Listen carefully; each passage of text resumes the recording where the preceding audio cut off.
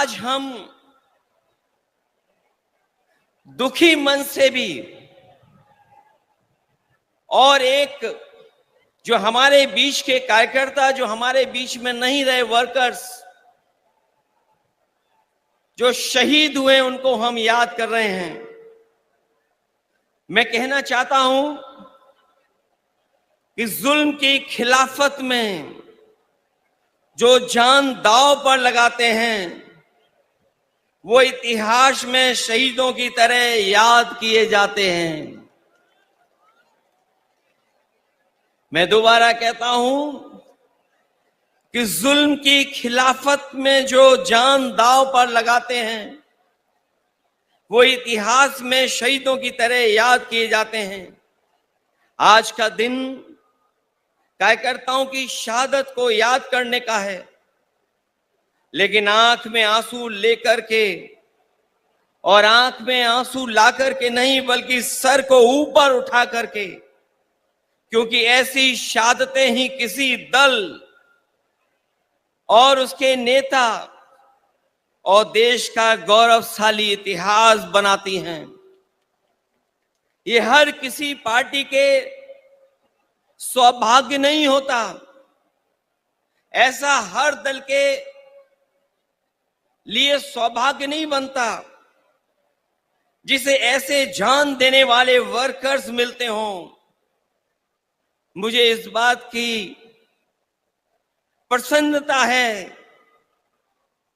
कि आदरणीय दीदी के पास ऐसे वर्कर हैं जो अपनी जान भी दे देते हैं लेकिन परवाह नहीं करते हैं।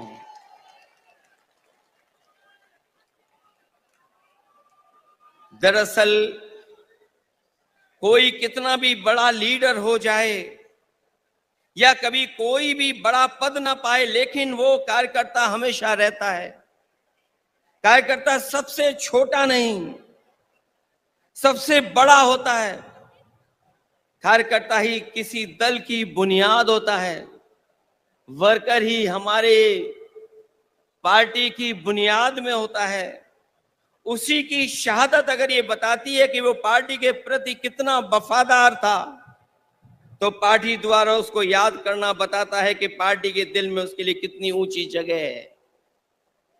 आज जो आप लोग इकट्ठे हैं या मैं आकर के आपके बीच में खड़ा हूं, वो याद दिला रहा है, बता रहा है कि दीदी के दिल में एक एक कार्यकर्ता का सम्मान कितना है। उसको आज भी दीदी याद कर रही हैं। जिस दल का सबसे बड़ा लीडर उस दल का सबसे बड़ा वर्कर होता है, उसका वर्तमान मजबूत होता है और भविष्य और भी ज्यादा मजबूत है। पिछले चुनाव में मुझे याद है जब दीदी संघर्ष कर रही थी, आदरणीय ममता दीदी के लिए मैंने 2 लाइनें कही थी।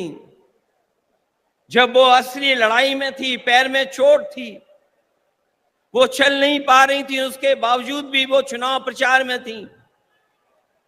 और उस समय हम लोगों ने देखा और यही कहा था कि एक अकेली लड़ जाएगी, जीतेगी और बढ़ जाएगी। जब दीदी को हम लोगों ने देखा था कि पैर में प्लास्टर बांध करके वो अपने कार्यकर्ताओं के लिए और सरकार बनाने के लिए आपसे आह्वान कर रही थी, उस समय जो वो लाइनें थीं वो उस समय भी महत्व रखती थीं।